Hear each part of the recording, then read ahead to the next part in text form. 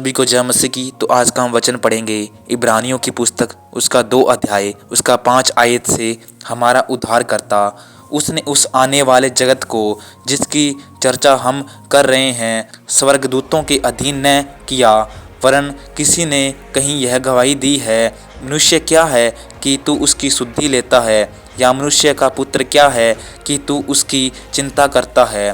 तूने उसे स्वर्गदूतों से कुछ ही कम किया, तूने उस पर महिमा और आदर का मुकुट रखा, तो उसे अपने हाथों के कामों पर अधिकार दिया।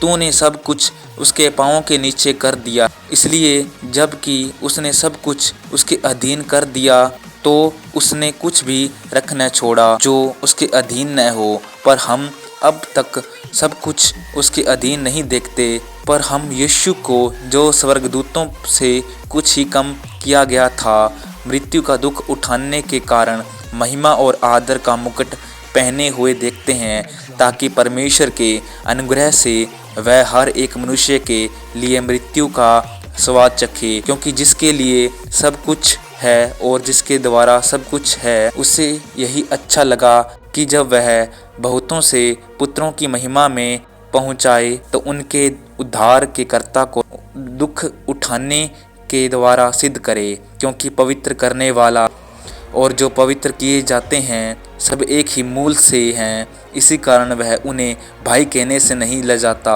वह कहता है, मैं तेरा नाम अपने भाइयों को सुनाऊंगा, सभा के बीच में मैं तेरा भजन गाऊंगा। और फिर यह मैं उस पर भरोसा रखूंगा। और फिर यह देख मैं उन लड़कों सहित जिससे परमेश्वर ने मुझे दिए, इसलिए जबकि लड़के मांस और लहू के भागी हैं, तो वह आप भी उनके समान उनका सहभागी हो गया, ताकि मृत्यु के द्वारा उससे जिससे मृत्यु पर शक्ति मिली थी, अर्थात शैतान को निकम्मा कर दे। और जितने मृत्यु के भय के मारे जीवन भर दास्तव में फंसे थे, उन्हें छुड़ा ले। क्योंकि वह तो स्वर्गदूतों को नहीं वरन अब्राहम के वंश को संभालता है। इस कारण उसको चाहिए था कि सब बातों में अपने भाइयों के समान बने, जिससे वह उन बातों में जो परमेश्वर के संबंध में रखी हैं एक दयालु और विश्वास योग्य महायाजक बने, ताकि लोगों के पापों के लिए प्रायश्चित करे। क्योंकि जब उसने परीक्षा की दशा में दुख उठाया तो वह उनकी भी सहायता कर सकता है जिनकी परीक्षा होती है। तो परमेश्वर इन वचनों के द्वारा आप सभी को आशीष करे। अगर आप हमारी YouTube फैमिली का हिस्सा बनना चाहते हैं तो इस चैनल को सब्सक्राइब करें।